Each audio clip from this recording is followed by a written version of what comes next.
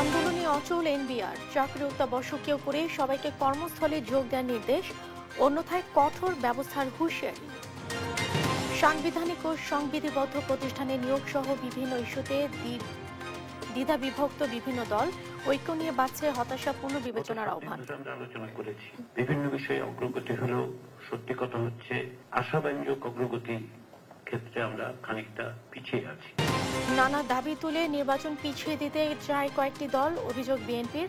যে কোনো ঘটনায় রাজনৈতিক ট্যাগ দুঃখজনক। ৮ আগস্ট কোনো বিশেষ দিবস নয়, ১৬ জুলাই শহীদ দিবস ও ৫ আগস্ট গণঅভ্যুত্থান দিবস ঘোষণা, উপদেষ্টা পরিষদ সভায় সিদ্ধান্ত। ৫ জুলাই সনদ তৈরিতে সরকার ব্যর্থ বলছে এনসিপি। ৩ আগস্ট দলীয় উদ্যোগে সনদ ও ইশতেহার ঘোষণা হবে মাসব্যাপী কর্মসূচি। কুমিল্লার মুরাদনগরে ধর্ষণের ঘটনায় প্রধান আসামি সহ গ্রেফতার ৫, মামলা করতে চাননি ভুক্তভোগী, দ্রুত বিচারের আশ্বাস আইন উপদেষ্টার। এবং এএফসি নারী এশিয়ান কাপ বাছাইয়ে জয় দিয়ে আসর শুরু করেছে বাংলাদেশ। র্যাঙ্কিংয়ে ৩৬ ধাপ এগিয়ে থাকা বাহরাইনকে হারিয়েছে ৭-০ গোলে। সংবাদ রাতে দেখছিলেন, সংবাদ শিরোনাম, সঙ্গে আছে আমি জয়সেক আবেদিন। শাটডাউন কর্মসূচিতে অচল জাতীয় রাজস্ব বোর্ড, অনতিবিলম্বে আন্দোলনরত নিজ কর্মস্থলে যোগ দেওয়ার নির্দেশ দিয়েছে সরকার, অন্যথায় কঠোর ব্যবস্থার হুঁশিয়ারি দিয়ে বিবৃতি দেওয়া হয়েছে। এর আগে কর ও শুল্ক সংক্রান্ত কার্যক্রমকে অত্যাবশ্যকীয় সেবা ঘোষণা করে সরকার। এদিকে এনবিআর এর ৬ কর্মকর্তার বিরুদ্ধে রাজস্ব ফাঁকির সুবিধা দেওয়ার অভিযোগ অনুসন্ধানে নেমেছে দুদক। আর আন্দোলনকারী কর্মকর্তাদের সঙ্গে কোনো বৈঠক হচ্ছে না বলে জানান অর্থ উপদেষ্টা ডক্টর সালেউদ্দিন আহমেদ। মোহাম্মদ আলাউদ্দিনের রিপোর্ট। এক দফা দাবিতে দ্বিতীয় দিনের মতো জাতীয় রাজস্ব বোর্ডে শাটডাউন কর্মসূচি চালায় এনবিআর সংস্কার ঐক্য পরিষদ। রোববার সকাল থেকে রাজধানী সহ সারা দেশে এই কর্মসূচি চালায় তারা। এ সময় এনবিআর চেয়ারম্যানের পদত্যাগ দাবি করে রাজস্ব খাত সংস্কারে অংশ নিতে চায় বলে জানায় আন্দোলনকারীরা। আন্দোলনের শেষ এই পর্যায়ে এসে আমাদের দফা ১ দাবি ১ চেয়ারম্যানের পদত্যাগ। আজকে বা কালকের মধ্যে একটি আলোচনার খবর আমরা পাচ্ছি, তো আলোচনার ডাক পেলে তো যাবো, আমরা সবসময় যেতে প্রস্তুত, আলোচনাতে কোনো না। এরপর আন্দোলনকারীদের ২০ সদস্যের একটি প্রতিনিধি দল সচিবালয়ে গেলে বৈঠক হচ্ছে না বলে সাফ জানিয়ে দেন অর্থ উপদেষ্টা। বলেন, কর্মকর্তারা শাটডাউন কর্মসূচি পালন করতে চাইলে করুক। ঠিক আছে, বৈঠক হবে না, ওটা আমি বলতে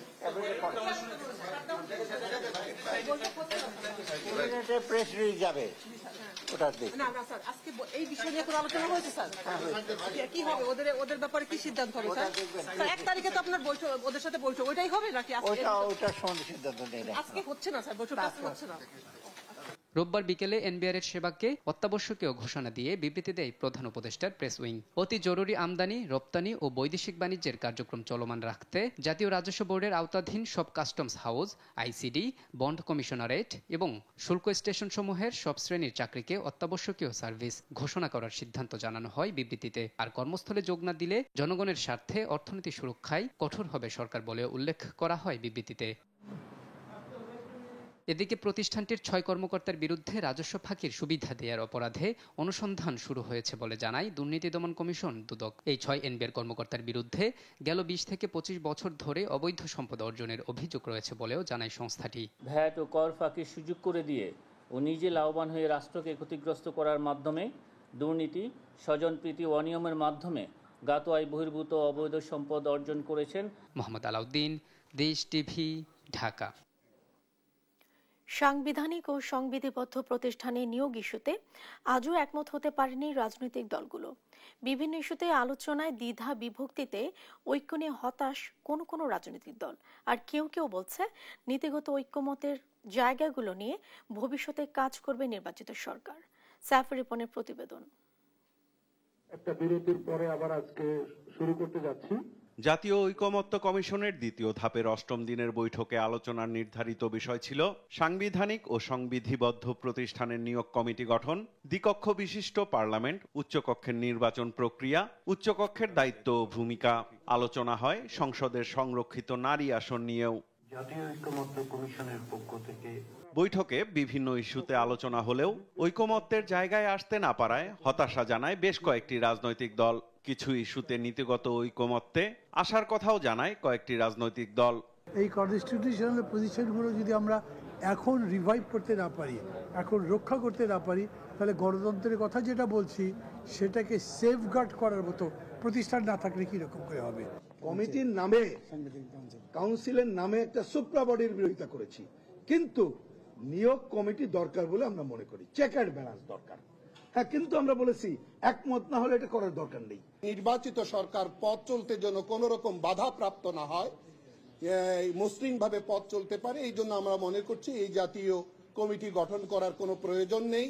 অধিকাংশ দল সংসদের নিম্ন কক্ষের পাশাপাশি উচ্চ কক্ষের ব্যাপারে সবার একটা সাধারণ মতৈক্যের জায়গাটা আছে। কয়েকটা দলের ভিন্নমত আছে, আজকেও তারা সেটা আলাপ করেছেন। জাতির স্বার্থে সাংবিধানিক ও সংবিধিবদ্ধ প্রতিষ্ঠানে নিয়োগ কমিটির বিষয়ে ঐকমত্য আসতে রাজনৈতিক দলগুলোর প্রতি আহ্বান জানান জামায়াতের নায়েবে আমির। কনস্টিটিউশনাল কমিটি গঠনের প্রস্তাব দিয়েছি, এটার সাথে আমরা একমত। এটা হচ্ছে না এই জন্যই বলেছি, এখানে বিএনপির আপত্তি আছে। বিএনপি কনস্টিটিউশনাল কমিটি এরকম গঠন করুক, এটা তারা এগ্রি করছে না। তো অধিকাংশ মোর দেন 2/3 এটার সাথে এগ্রিমেন্ট করা হয়েছে। সাংবিধানিক প্রতিষ্ঠানের নিয়োগ কমিটি দ্বিকক্ষ বিশিষ্ট সংসদের বিষয়ে দলীয় অবস্থান জানায় এনসিপি। বিএনপি এবং তার সঙ্গে গুটিকতক দলের আপত্তির কারণে, বাধার কারণে এই নিয়োগ কমিটি, যার মধ্য দিয়ে আসলে নির্বাচন কমিশন, দুর্নীতি দমন কমিশন, কর্ম কমিশনের মতো প্রতিষ্ঠানগুলো সেখানে নিয়োগ স্বাধীনভাবে সম্পূর্ণ হবে, সেই জিনিসটাকে বাস্তবায়ন করা সম্ভবপর হলো না। নিয়োগ কমিটির বিষয়ে দলীয় অবস্থান পুনর্ব্যক্ত করেন বিএনপির স্থায়ী কমিটির সদস্য সালাউদ্দিন আহমদ। নিয়োগ সংক্রান্ত বিষয়ে আমাদের মতামত আগে যেভাবে ছিল এখনো আছে। আমরা চাই সমস্ত সংস্থাগুলোর স্ব আইন যেগুলো আছে তার মধ্যে আমরা সংশোধনী আনি এবং সেই আইনগুলোতে সংস্কার করে আরও স্বচ্ছতা, জবাবদিহিতা আমরা নিশ্চয়তা বিধান করি। জুলাই আগস্ট অভ্যুত্থান উদযাপনে বেশ কিছু রাজনৈতিক দলের কর্মসূচি থাকায় 2 দিনের বিরতি দিয়ে আবার 2রা জুলাই বৈঠকে বসবে জাতীয় ঐকমত্য কমিশন। একটা হচ্ছে সাইফুল রিপন, দেশ টিভি, ঢাকা। সাংবিধানিক ও সংবিধিবদ্ধ প্রতিষ্ঠানে নিয়োগের কাঠামো তৈরির প্রস্তাব রাজনৈতিক দলগুলোকে পুনর্বিবেচনার আহ্বান জানিয়েছেন জাতীয় ঐকমত্য কমিশনের সহসভাপতি অধ্যাপক আলী রিয়াজ। দ্বিতীয় ধাপে 8ম দিনের বৈঠক শেষে সংবাদ সম্মেলনে এই আহ্বান জানান তিনি। নির্বাচন কমিশন, দুর্নীতি দমন কমিশন, সরকারি কর্ম কমিশন, মহাহিসাব নিরীক্ষক ও নিয়ন্ত্রক, জাতীয় মানবাধিকার কমিশন, তথ্য কমিশন জবাবদিহিতার ক্ষেত্রে গুরুত্বপূর্ণ ভূমিকা পালন করে উল্লেখ করে আলী রিয়াজ বলেন, এই 6টি কমিশন সহ আইনের দ্বারা নিয়োজিত কমিশনগুলোতে নিয়োগের ক্ষেত্রে আলাদা কমিটি অত্যন্ত গুরুত্বপূর্ণ। যেসব দল প্রস্তাবনার বিষয়ে এখন দ্বিমত করছে, জাতির স্বার্থে তাদের দলীয় সিদ্ধান্ত পুনর্বিবেচনার আহ্বানও জানান তিনি।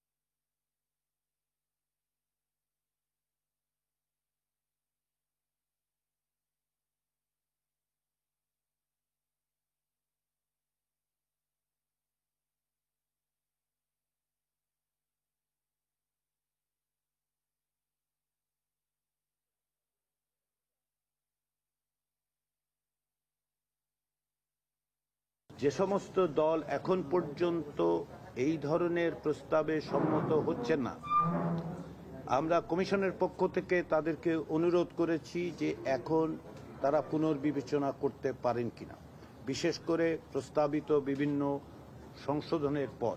এটা আমাদের অনুরোধ। বিভিন্ন রাজনৈতিক দল তারাও অনুরোধ করেছেন, যারা এটি সমর্থন করেন, যারা এটি সমর্থন করছেন না তাদেরকে অনুরোধ করেছেন।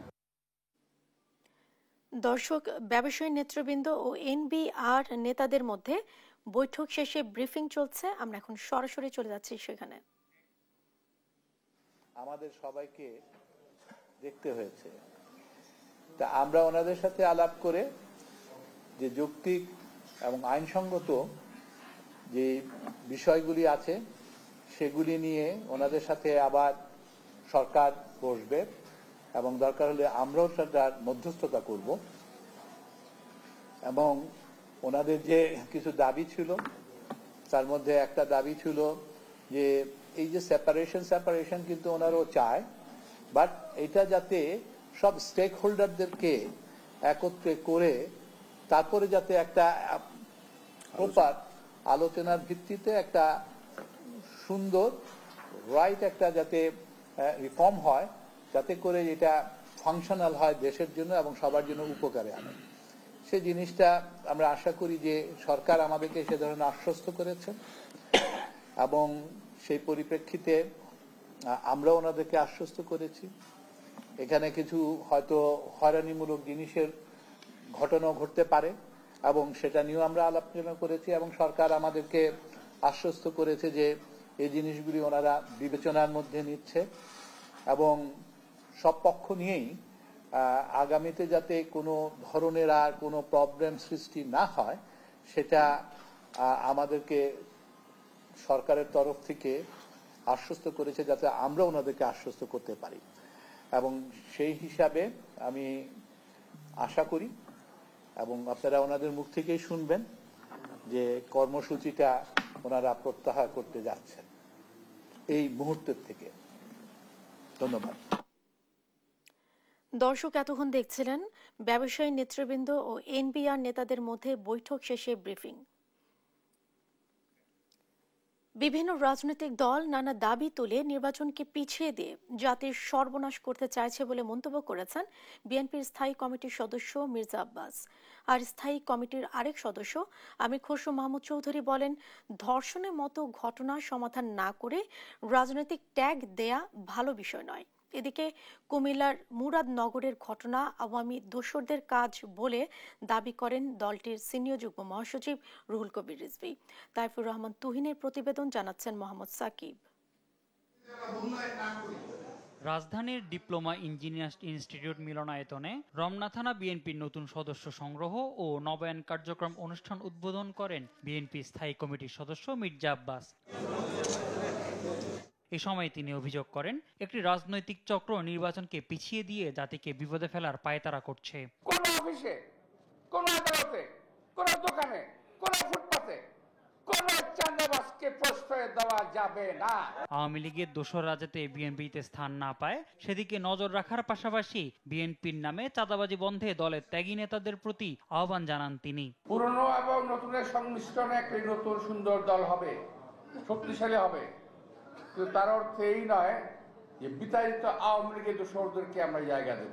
এদিকে নয়াপল্টনে বিএনপির কেন্দ্রীয় কার্যালয়ে সংবাদ সম্মেলনে দলের সিনিয়র যুগ্ম মহাসচিব রুহুল কবির রিজভী বলেন, আওয়ামী লীগের দোসররা বিএনপি ও সরকারের ওপর কালিমা লেপনে নানা অপকর্ম করছে।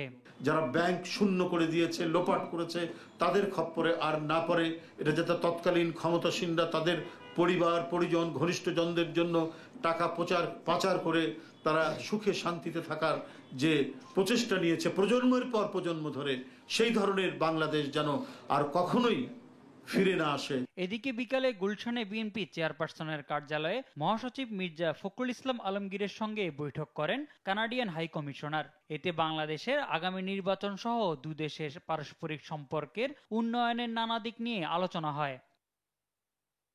বৈঠকের পর সাংবাদিকদের সঙ্গে কথা বলেন স্থায়ী কমিটির সদস্য আমির খসরু মাহমুদ চৌধুরী। বলেন, কুমিল্লার ঘটনাটি দুঃখজনক। আগামী দিনে নির্বাচনের সুবিধা নেওয়ার জন্য, নিজেদের নির্বাচনী বৈতরণী পার হওয়ার জন্য এই ধরনের কর্মকাণ্ডকে সমাধান না করে এটাকে রাজনীতিকরণের যে কথাবার্তা চলছে, এটা দুঃখজনক।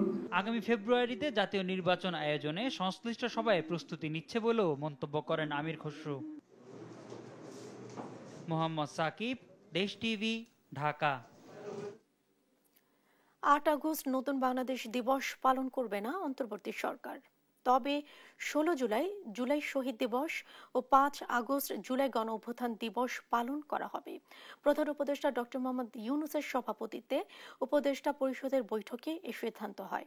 সভায় সিআরপিসি সংশোধন ও ঢাকায় জাতিসংঘের মানবাধিকার বিষয়ক হাই কমিশনারের কার্যালয় স্থাপনের প্রস্তাব অনুমোদন দেয় উপদেষ্টা পরিষদ। পরে আইন উপদেষ্টা জানান, মিথ্যা মামলায় তদন্তেই হয়রানি থেকে মুক্তি পাবে নিরপরাধ মানুষ। ফাহিম ইউসুফের রিপোর্ট। প্রধান উপদেষ্টা ডক্টর মোহাম্মদ ইউনূসের সভাপতিত্বে বসে উপদেষ্টা পরিষদের বৈঠক। সভায় ১৬ জুলাই জুলাই শহীদ দিবস ও ৫ আগস্ট জুলাই গণ অভ্যুত্থান দিবস পালনের সিদ্ধান্ত হয়। সেই সঙ্গে ৮ আগস্ট নতুন বাংলাদেশ দিবস পালনের সিদ্ধান্ত বাতিল করে উপদেষ্টা পরিষদ। সভা শেষে ফরেন সার্ভিস একাডেমিতে ব্রিফ করেন আইন উপদেষ্টা ডক্টর আসিফ নজরুল। জানান, মামলা বাণিজ্য ও ভুয়া তথ্য দিয়ে মামলার মাধ্যমে নিরপরাধ মানুষের হয়রানি ঠেকাতে সিআরপিসিতে নতুন বিধান যুক্ত করা হবে। মামলা বাণিজ্য হচ্ছে, অসংখ্য লোককে আসামি করা হচ্ছে এবং যাদের বিরুদ্ধে প্রিলিমিনারি রিপোর্টে, পুলিশের প্রাথমিক রিপোর্টে কোনো রকম এভিডেন্স পাওয়া যাবে না, তাদেরকে আদালত প্রাথমিক স্টেজে, প্রি ট্রায়াল স্টেজে বিচার শুরু করার আগেই ডিসচার্জ করে দিতে পারবেন।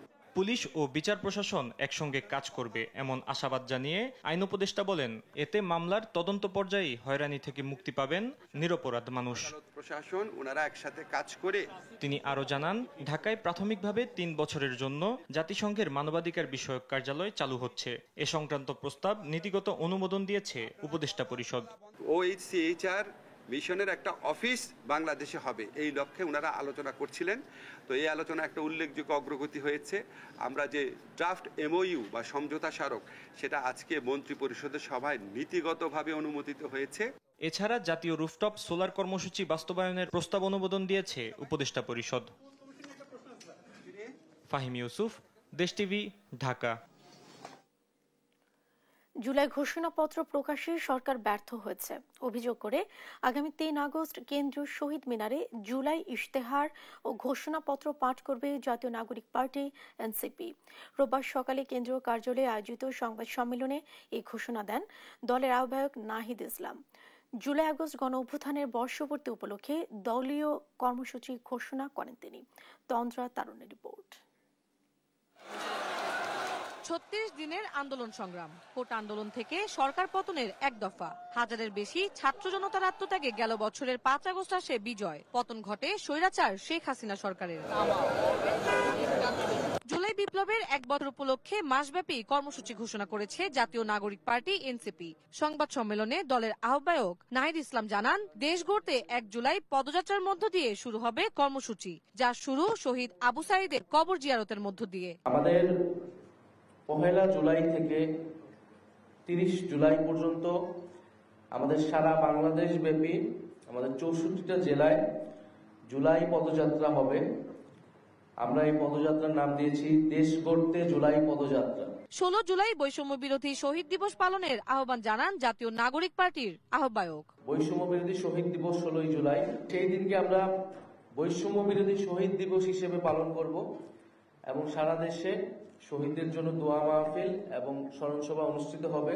জুলাই ঘোষণাপত্র তৈরিতে সরকার ব্যর্থ উল্লেখ করে শেখ হাসিনার পদত্যাগ দাবিতে ১ দফার ঘোষণার দিন ৩ আগস্ট কেন্দ্রীয় শহীদ মিনারে জুলাই বিপ্লবের ঘোষণাপত্র ও ইশতেহার ঘোষণা করবে এনসিপি। আমরা ৩রা আগস্ট, আপনারা জানেন ৩রা আগস্ট শহীদ মিনারে ফ্যাসিবাদ বিরোধী ১ দফা দিবস ঘোষণা হয়েছিল।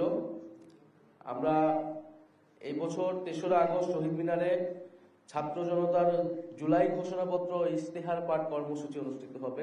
৮ আগস্ট নতুন বাংলাদেশ দিবস পালনের সিদ্ধান্ত থেকে সরকারকে সরে আসার আহ্বানও জানায় এনসিপি। আমরা ৫ই আগস্ট ছাত্র জনতার। তন্দ্রা তারুণ্য, দেশ টিভি, ঢাকা। কুমিল্লার মুরাদনগরে নারী নির্যাতনের ঘটনা এসেছে নতুন মোড়। স্থানীয় গুঞ্জন, পারিবারিক সম্পর্ক ও সামাজিক চাপে জন্ম নেয়া এই ঘটনার পেছনের গল্প ধীরে ধীরে প্রকাশ্যে আসছে। এদিকে ঘটনার মূল আসামি ফজর আলীকে ঢাকা থেকে গ্রেফতার করেছে কুমিল্লা জেলা পুলিশ। আর ভিকটিমের ভিডিও সামাজিক মাধ্যমে ছড়িয়ে দেওয়ার অভিযোগে আরও ৪ জনকে গ্রেফতার করা হয়েছে। এ নিয়ে আইন উপদেষ্টা আসিফ নজরুল বলেন, দ্রুততম সময়ে মুরাদনগরের ঘটনার বিচার করা হবে। সহকর্মী সুমন কবিরের তথ্যছবি তারা জানাচ্ছেন সালমা জাহান। কুমিল্লার মুরাদনগরে বৃহস্পতিবার রাতে এক গৃহবধূকে ধর্ষণের অভিযোগে যুবক ফজর আলী স্থানীয়দের হাতে আটক হন। সেই সময় কয়েকজন ভিকটিমের আপত্তিকর ভিডিও ধারণ করে সামাজিক যোগাযোগ মাধ্যমে ছড়িয়ে দেয়। মুরাদনগর থানা পুলিশ ঘটনাস্থলে আসার আগেই পালিয়ে যান অভিযুক্ত ফজর আলী। শুক্রবার ভুক্তভোগী নারীর করা মামলায় রোববার ভোরে ঢাকার সায়েদাবাদ থেকে তাকে গ্রেফতার করে কুমিল্লা জেলা পুলিশ। আর ভিডিও ধারণ করে সামাজিক যোগাযোগ মাধ্যমে ছড়িয়ে দেওয়ার অভিযোগে আরও 4 জনকে গ্রেফতার করা হয়। রামচন্দ্রপুর গ্রামে এক প্রবাসীর স্ত্রীকে ধর্ষণের অভিযোগ উঠছে এবং এ সংক্রান্ত মুরাদনগর থানায় একটি মামলা হয়েছে। আমরা মামলার প্রধান অভিযুক্ত মোহাম্মদ ফজর আলীকে ইতিমধ্যে আমরা গ্রেপ্তার করেছি এবং এই ঘটনায় এলাকার কয়েকজন ভিকটিমের কিছু ভিডিও ধারণ করে সোশ্যাল মিডিয়ায় ছড়িয়ে দেয় এবং এই কাজ যারা করেছে তাদের 4 জনকে আমরা ইতিমধ্যে গ্রেপ্তার করেছি। ভুক্তভোগী ওই নারীর দাবি, ফজর আলী তার পূর্ব পরিচিত হলেও বৃহস্পতিবার রাতে দরজা ভেঙে ঘরে ঢুকে ধর্ষণ করে। এ ঘটনায় মামলা করতে চাননি বলেও দাবি তার। আমার ডাক দিচ্ছে, আমি কই কে আমি দরজাটা মেললো, আমি কই কে রে, দরজাটা মেললো না। পরে দরজা ডাকাইছে, আমি মেলে দেখে দরজা খিলিরা ইয়া করে আইয়া পড়ছে, কি আইয়া পরে অত্যাচার করলো, কাপড় চোপড় সব কিছু খুলে গেছে। খোলার পরে হিতারা মানে আইসা পড়ছে আর 28 জনে আইসে, আইয়া হেতরও মারছে আমারও মারছে। এখন অনেক ফলাবাই তারা ভিডিও করছে। এদিকে আইন উপদেষ্টা আসিফ নজরুল জানিয়েছেন, মুরাদনগরের ঘটনায় অভিযুক্তরা গ্রেফতার হয়েছে, দ্রুততম সময়ে বিচার করা হবে। প্রধান আসামি সহ যারা এই ছবিগুলা ছড়িয়ে দেওয়ার কাজটা করেছে, অত্যন্ত দায়িত্বহীন অপরাধমূলক কাজটা করেছে, সবাইকে গ্রেফতার করা হয়েছে।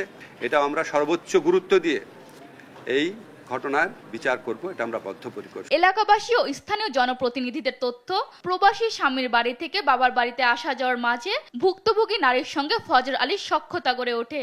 তাদের অনৈতিক সম্পর্ক অনেকের মনে ক্ষোভ সৃষ্টি করে। 26 জুন রাতে হাতে নাতে তাদের ধরে ফেলে এলাকাবাসী। নিউজ ডেস্ক, দেশ টিভি। বাংলাদেশে নির্মিত মিৎসুবিশি এক্সপ্যান্ডারের আনুষ্ঠানিক উদ্বোধন করল র্যাঙ্কন অটো ইন্ডাস্ট্রিজ লিমিটেড।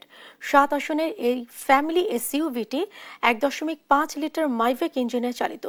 উদ্বোধনী অনুষ্ঠানে প্রধান অতিথি ছিলেন বাংলাদেশে নিযুক্ত জাপানের রাষ্ট্রদূত সাইদা শিন ইচি ও র্যাঙ্কন গ্রুপের managing director Romo roof Chowdhury সহ মিৎসুবিশি মোটরসের উচ্চপদস্থ কর্মকর্তা এবং বেসরকারি খাতের বিশিষ্ট ব্যক্তিরা।